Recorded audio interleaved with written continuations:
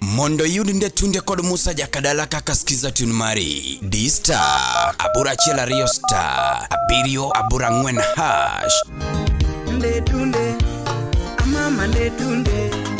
Oteni usini kod LTN Luo Trending Nation.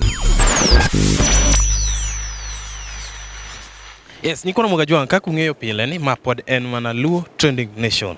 Mani kodi Jasup the Black Sugar, Jasup Oleng Todwaro, Jasup the presenter, the kitchen master. Lungane yao.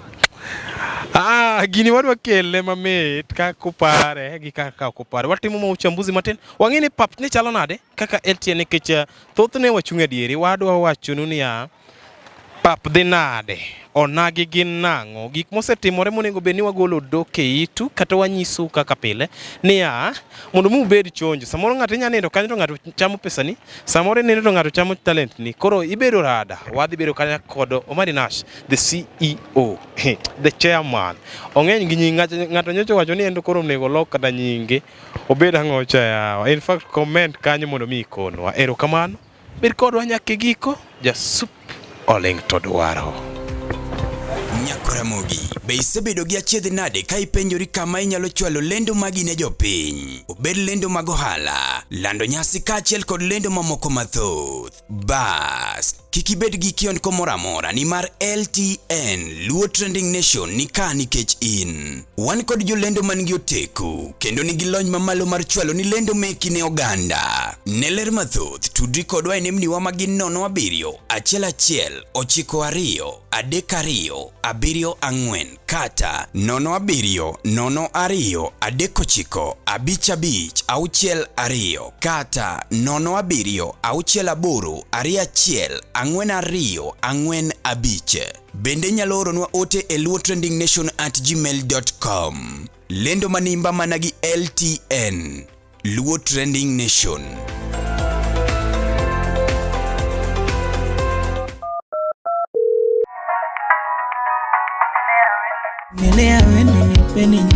Monde yudu vumilia koda ungo wuda wendo kaka skiza tune mari D-Star abora uchiel nono star angwena chela uchiel hash tena vumilia pa kiwinyo vumilia pa Oteni usini kod LTN Luo Trending Nation. Yes, mano luongo Omari Nash. Koro biro kanyo okuno ni ngene ya CEO.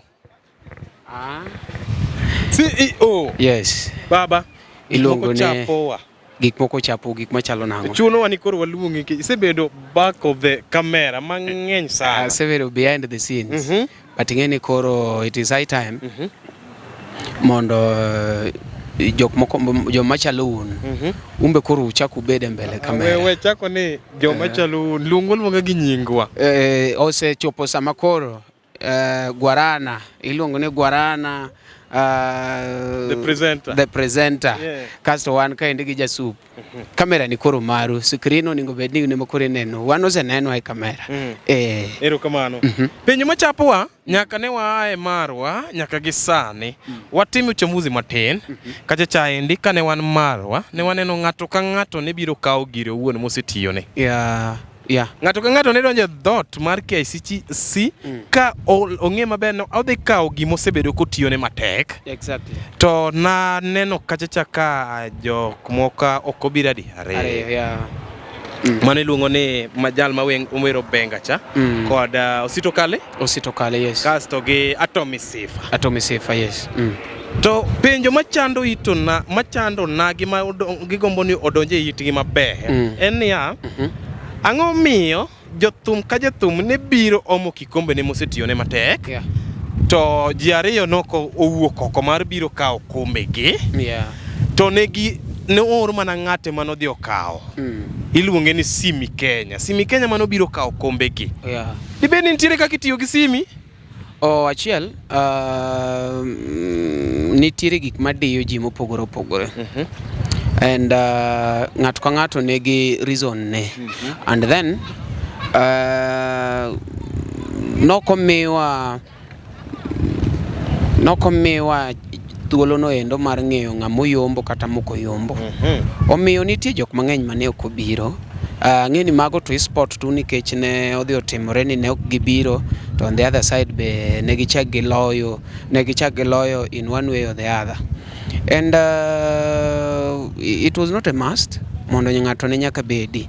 Apani kata team LTN ji noko biro te, but we are still with them. Ngini team LTN yudo ka wan gi jo Kisumu, wan gi jo Nairobi, wan gi it is entire, let me talk of entire country before we go to entire world, right? Yeah. So a lot of them did not come. They didn't make it to where we were, but still they were part of us. Nitie jok mang'eny mono kobiro kaka Queen Ochogo, nokanene Elisha Toto, and it's not a big deal, maybe nikech nok giyombo or something. So biro kacha to kane any problem ka ng'ato ne ok oyudo chance mar biro. Yeah. To gima chapa kabisa iloyo kombe to kibiro kasioro ng'ato. Koro ne penjo ni jogo tiyo gi simu jogo drive simu marach kata bedo ni simu timo ne gi talk show. Dibe ni nitiere gima ne chalo kamano nikech ka wang'iye gi kukune kaka oganda luo be comment on it, gineno ka gima ne tiyo kod simu. Yeah. So long as ni Simi himself poko complain, I don't see any big deal there. And then jinyaka wuo jibiro wuoyo, and the moment ma ji wuoyo nyiso ne you are doing something constructive. So samagi wach Simi kamano no endo achiel oningo bed mor ne Simi nikech achiel Simi kare ong'ere kech ji noko penjo ni to manga makawo gi jo wacho ni ang'o momiyo Simi. So on my side I don't know ni mano nyiso ni Simi nigi achievement, and okane rach kokawo makata ng'eni Simi de onge ji ne ni kacha cha mag luo mang'eny mapod dokawo mapod okepone. Wan kacha gi Kokomo Victor mano chairman mar managers, luo managers, manyiso ne deporo kawe. Ne opod wan kacha endo gi public figures machalo kaka Wood Phoebe mabende nowuok uka all the way from Kisumu, could easily take them and could easily take it and maybe chop ne Osito kata to Misefa. Yes. Koro mana nikech Simi nene kacha to Simi osebedo katimo talk show, so people could easily associate Simi and Atomi.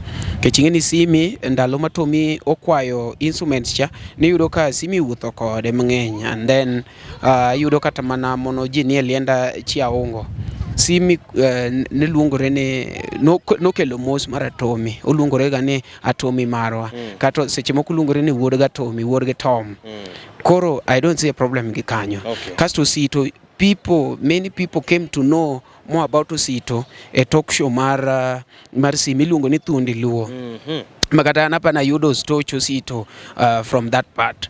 Koro ji can easily associate, and adwa kwa Joluo ni there are some things that should not be complicated. Kawa trophy ne ng'ato should not be complicated ma bit topic ni Simi nokao trophy ne Atomi gi Osito. I think one kaka Joluo wasebedo gi platforms, to sometimes we misuse these platforms, you know, nikech mondo mikoro ji ochak wacho gik moko ma constructive. People are dragging gik moko mathindo thindo. They major on minor and minor on major. Yeah. Yes. Gisani tweyo madhi mbele ka wawekoro wachno wasewuok e wach Simi, koro wadonje tweyo madhi mbele ni. Yawuto na gima odonje din mar okay. Ikona na chorera koni matin. Yawuto na gima odonje din mar Islam. Ero kacha niya yawuoyi otweyo ariyo kinyi nyako dhiambo. To gidhi gibede pap to yawuoyi hamo seriously. Giamo seriously. Ang'o matimore? Dibed ni ochungi gitweyo, koso gitweyo ni magi ma koro dino wacho, koso gitimo ni ma watweyo ne Ruoth Nyasachwa, koso watweyo mondo shida ma wan go rum. Ineno nade kineno wachni? Ok ni ochunigo. Wang'i maber ni del dwaro teko. And samitweyo ing'eni tweyo tiende ni tuonuri gimoro. Aero kaka samoro jo Catholic kete iwacho ni ituonuri gimoro e ngimani. Manyiso ni kija kong'o mane kinde moningo bed ni we kong'o. Ija chode mano kinde moningo bed ni iwe chode. Tiende ni ituonuri, itweyo tiende ni ituonuri gimoro. Koro sama ng'ato tuonuri chiemo, ok ni ochune go momiyo amo. Del dwaro gino to gino onge. koro chuno ni nyako am but kasa kore nikech ong'e gimodwaro e life ne gi Jehova, ong'eyo singo moketo gi Nyasaye. Samitweyo kata samituonori, tiende ni nitiere gimoro migombo kuom Jehova Nyasaye, iwinjo, ma igombo ni mondo kaber to timre. Ma kaber to iwacho ni Nyasaye kopo ni tweyo ni rumo to gima chalo kama otimre, ineno, koro amo to nyaka amo, kinya wacho ni bwana nikech atweyo kahero koro koningo bed ni amo no. Yes, ni koro mogi juang' mano kendo penjo mane chapo oganda kabisa, but koro wayudo duoko ne. Erokamano. Nitie penjo kendo machak chapowa. Neneno kacha Stella Brenda owuoke e Ramogi TV. To ing'e pile ni Ramogi TV gi LTN giriembore. To penjo ni nitiere ni dibe ni oduogo LTN otiyo gi LTN koso en mana kien Stella Brenda? Onge rach moro amora kopo ni LTN kata Stella Brenda otiyo kanyakla. I don't see any problem there. Gima nyalo kwayo kata manyalo wacho ni Ramogi Stella Brenda biro ne ka poko bedo confirmed. An kaka CEO anyalo wacho kamano, kata any team poko wacho kacha ni watiyo gi Stella Brenda. Debed ni ati ne wasel wacho kacha ni ati watiyo gi Stella Brenda, it would have been a topic to be discussed. To nikech Stella Brenda be nyar Luo, onyako ma is talented, onyako maler, and utiyo tich maber. An po ok ane rach kwa tiyo kode, but pokwa wacho kata poko biro mwa wacho ni ati koro watiyo gi Stella Brenda. But if in any case ni ati mbele kanyo wanyalo tiyo kanyakla, then no problem. Wan Joluo te and gini mar Joluo wati uru tich bwana, wawe uru siasa. Omatine ni Stella Brenda nyalo yudo chance mana kokwayo. No problem LTN Luo Trending Nation. Erokamano. Aya, gima kendo chapa kineno online medias masani koro nitiere kopogore koda jogo mongirore mani malo, wan koda nyiri masani odonje online. To gimomiyo gidonjo kacha gidhi ni dhi miwa pesa moro, nitie gimidhi miwa. Dibed ni gitero denyo gi e media koso nitiere kaka gin bende? Mokwongo field ni duong' seriously. Field ni duong' makata LTN ok nya chame kende. Mana chiel. Mano gima nyaka ji ong'e. Then ng'ata oyiene mar follow feeling mare kata passion. Kopo ni ng'ato feel ni ati ji mang'eny nitie mosedonjo music, to kodhi odonjo yudo gik mane iye kanyo, ene monyalo we kende kata ene monyalo ji kaka mwa.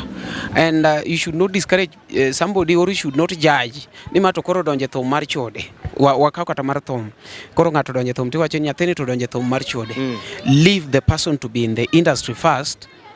Let the person do what they can do, so you can have a comment when they've done something. Koro konya wacho ni ati nitie kaka jok moko donjo ni otimore kama, we gidonje industry, gichak media, then you can judge them from what they are doing or from their products. Okay. King'iyo kacha wan koda liel manotimore mar wuodo kuyo. Brand Chira. Gin ne chapo bwana. Brand Chira. Ok Chira. Brand Chira. Aya baba, gini no chapo nagi kanyo koro kikete mulo mora mora. Iwacho kacha ni Joluo no wuodh gi oko. Mogol gi komiti mano chan mar choko pesa. To wachore kacha ni nitiere jal no wuodhore oko ni mochoko pesa monyiewo iPhone 14. Baba Tanasha. Baba Tanasha.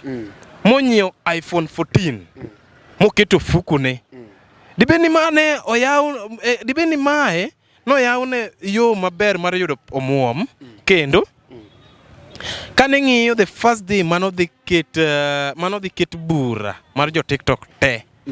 Kanyo ne wan gi kalausi, Joluo mane onenore kanyo ne kalausi mongirore e TikTok to gi mali safi.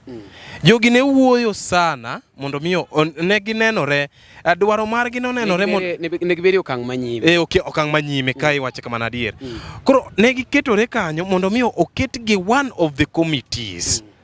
To tong' nolwar piny makata chielo tek. Bang'e oduog ochung ji chako wuoyo, to kalausi manonenore mar chiwo pache mokwongo. Mali Safi bochako nenore mar chiwo pache mar ariyo. To jogi bende kanineno bang' magi te to owuodhgi te moketgi thenge ni Joluo onge mondo mi obede e plan marwa kaka jokuche. Dibed ni nitiere ukabila mano nenore kacha koso nonena ni Joluogi gitero denyo e tho. Mokwongo adwa ni appreciate Joluo kalore gi tich magitimo. Then Jaluo en kumoro moro ma nitiere nyaka obed identified ni ng'ane ni kacha. Inyalo paro kata mana jogewa mosebedo e kombe mopogore opogore kaka maybe MPs to gi telo mopogore opogore. Ing'iyo ng'ato kalore gi gimotimo. Ipenje ni wan ok wane wuodwa ka wuoyo e parliament. Manyiso ni Jaluo en ng'at ma ka en kacha to nyaka obed identified ni Umari ni ka nyaka obed recognized. Umari ni kacha to kibibedo recognized ni wan go Umari ka odhi bedo recognized gi gima itimo kata gima iwacho. Mane momiyo iyudo ka wan kata gi buche gi endi Jaluo biro temo no wache point achiel ariyo adek. Mano kuma koro ting'o kalausi marwa geni. Nyaka gi chung kacha ma giwach pachgi. And there is no good person ka ng'ama chung ma wach pache. Nikech ineno jok mok wach pachgi go ok ni gionge go. Gin gi pachgi but magi jok ma wuoyo behind ji. To magi are magi gin jok ma dangerous people in the society. Nikech ng'ato koko ni pache ikia gimopango kodi next. Kati mwana chaka uwe matine wachi koro problem okane kanyo e golo kum Mali Safi ge kalausi golo pachi ge e wachi liel mar Chira. Adwa mana ni awachi ni e wachi mar golo ge onyalo bedo e reasons mang'eny. Ok en ukabila. En nikech Joluo osebedo e kipao mambele gisebedo ka gi lead. But sometimes ok gine grace magodo miyowa, so sometimes wa misuse. Umari kawuono ji nyalo recognize achiel ariyo adek, to Umari ok ne that grace mar God, ok ne mano kaka grace momiye gi Nyasaye mondo tim gima constructive e society. Apani onge kabila mayenyo e TikTok moloyo Jaluo, kwa chaka gi nyako. Iwinjo? And it worked for nyako. It doesn't mean ne kuponi ati nyako no yenya achiel ariyo adek to imbo nyalo wakni. It's not that way. Iwinja? Because nyako samoro nitiere strategies manoluwo modonjo e ayany. Iwinjo? Manyaka kinembe neno timonare. Muneno. Okonyiso ni ati imbe ka kinembe ni uneno you'll be in same position.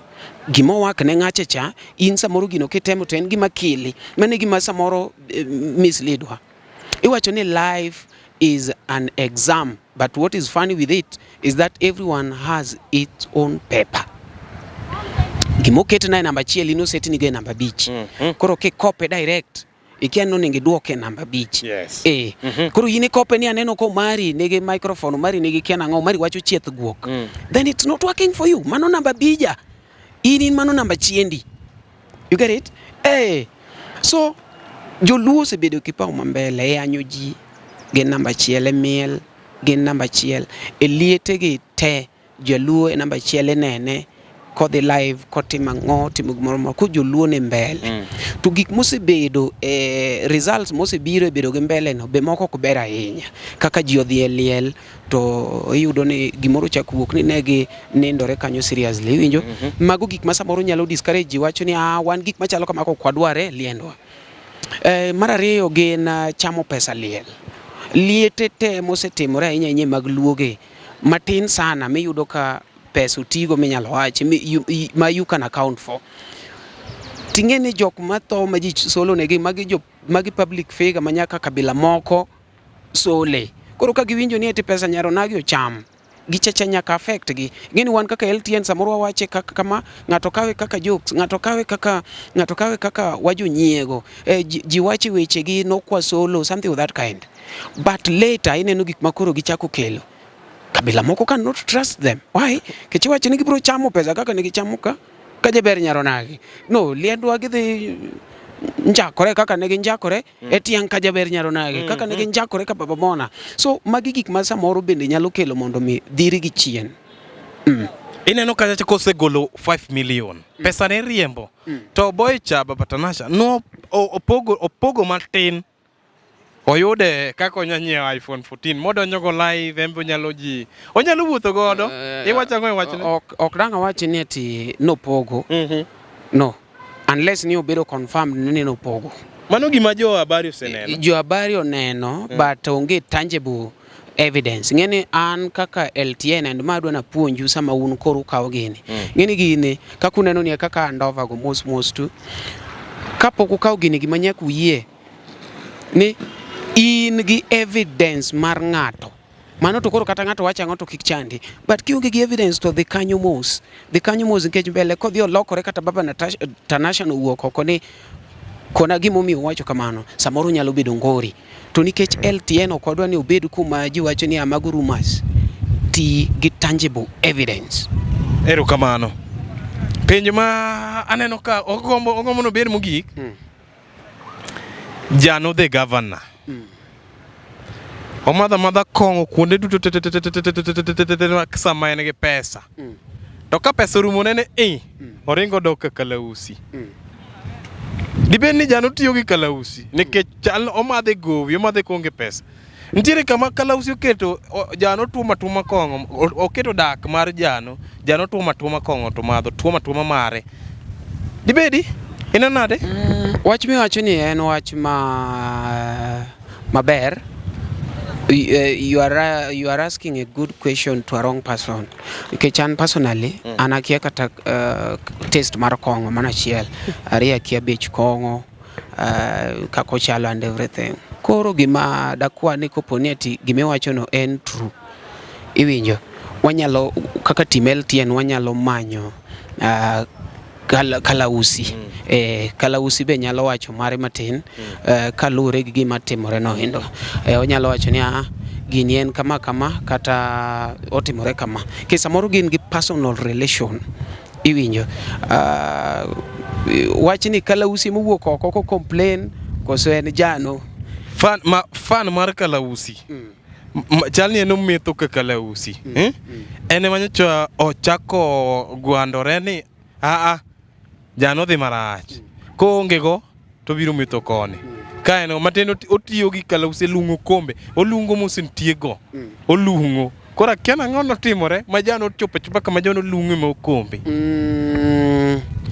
moko be nyalo bedo jonyiego iwinjo moko nyalo bedo jonyiego like ng'ato nyalo wacho ni bwana ang'omiyo jasupe matinde waneno e kamera jasup tiyo go mari marach kata umari tiyo gi jasup marach umari poko complain ni jasup tiyo kode marach ni okawo platform mar umari mobire pile ne en kanye mano fan and ngeni poka complain kata no umari tiyo gi nyathiche marach nyathiche matiyo kete screen biro pile no umari in se complain no koro nyaka chiel kuom jogi wuog oko mawach gini you are allowed to talk kapok Jano wachni kalausi poko wuoye inyalo dong jaricho baba kalausi mane wuok kanyo nikech baba ng'ama like ng'ama suo iwacho na ng'ama yuso ok nyalo wacho ni gini liet ba odhi kwe koro kaka CEO gima nyalo timonu anyalo sunu appointment gi kalausi to waleme kare abro teru an kaselos appointment to leme to penje to duoko tache kamanyo no Jano the governor to penje to duoko mano kore LTN to kwa keto kani mano dwa fuongo iluongo ni afuongo TV wan gimoro ni afuongo TV ni afuongo TV nyalo mana fuongo but Luo Trending Nation we need to dig the truth. Erokamano. Yes. Aya, mane gima chapo wiyo nage, gima ne yonagi penjo e ground kamoro ma gintiere. Iwinjo ka ng'ato penja niya, un masano utimo gigi no, nwauru ni ng'ane ni kanye. Ok watime yo marach, to kaka winyino, watimo wana wacho pach oganda Luo kama gintiere. Ng'ama ok nya yudo thuolo mar chopo ka. Apenjo pache to waduoko pache iwinjo koro kiwinjo kamoro ma wadhie marach bende tem mondo mi ng'wonwa kanyo mathoth mabro chapo wi wakeloni to nawinjo ka weche mane enda wacho chieng' chande kane in kode nochapo wi oganda maratari in gang'o kuom wacho nikech ji no openjo in the live ma gino chapo wi ji in nene nade kanyo achiel wanyalo wacho ni thumbs up Manyiso ni LTN en kuma ng'ato nyalo biro mawuoye. Ka Prince Indah nowuoyo go to entire country nowinjo gima wacho, kendo naneno ka reaction mar ji yawa Indah no ka wach marach yawa kigitim gima chalo kamano, nyiso ni objective mar gino nochopo. So mana achiel, LTN chopo ne ji nikech dong notime exclusively on LTN nikech mano e media mono nitie. Ok dang' wach ni medias ne ng'eny koro maybe ng'ato noyude e media moro. Ne wan mana Luo Trending Nation, an exclusive interview with Prince Indah. It reached a lot of people, so that is one. And I also have to appreciate Prince Indah because he just made a call and he accepted, you know. Many would have not accepted. They would have said no, according to my standard I'm above that, you know, something of that kind. But he came, and from that interview we've really seen a positive deviation towards our channel, and I have to appreciate so much Prince Indah and the entire Malaika musicals. May you be blessed. And I want to say that I would like to work with everybody that is in Oangla team, from Malaika musicals, Roll, that one of Emma Jalamo, the one from Musa Jakadala. These people nowadays, they really support us, and I want to appreciate that. No wacho kacha Prince Indah no wacho ni gima no wacho ko wacho ni onyalo manyo ji yo machielo nen law chik en koro luwo chik, like en ok oduok rekodi kiwacho gimoro kama to in winjo mane Malaika musicals luongi court tidhi uyale court kono to ok en to koduoki in koro wuoya tidhi yudo Malaika musicals e court en ok yude. Mane gima notemo wacho jomoko to koro paro ni koso wacho nodwa nego wa, koso dhi agulu, koso ioronwa guns. Indah ok en ng'ama chalo kamano. He has been a friend.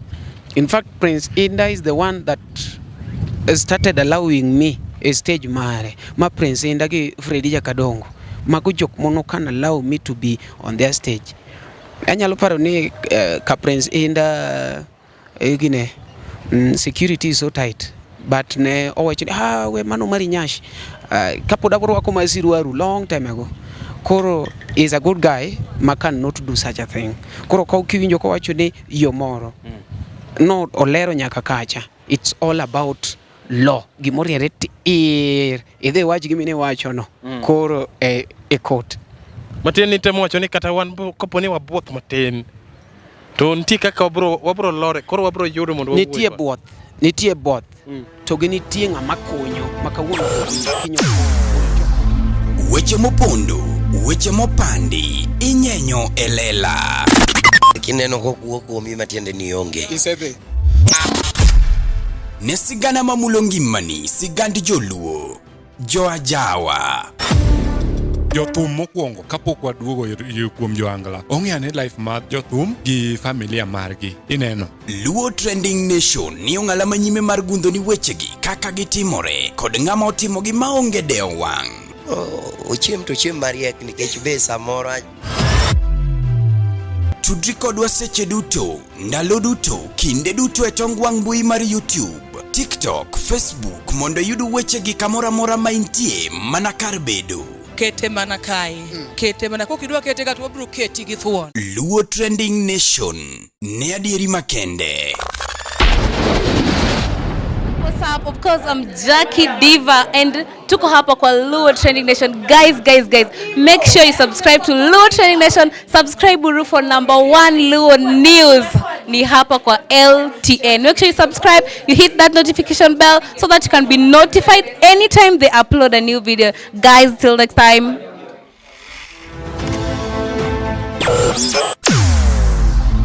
Weche mopondo, weche mopandi, inyenyo elela. kineno kokuo kuomi matiende ni onge. Isebe. Ne sigana mamulo ngimani, sigand Joluo, Joajawa. Jothum mokwongo kapok waduogo kuom joangla, ong'eane life mar jothum gi familia margi. Ineno Luo Trending Nation ni ong'ala manyime mar gundho ni wechegi kaka gitimore kod ng'ama otimogi maonge deo wang'. Ochiem to chiem mariek nikech be samoro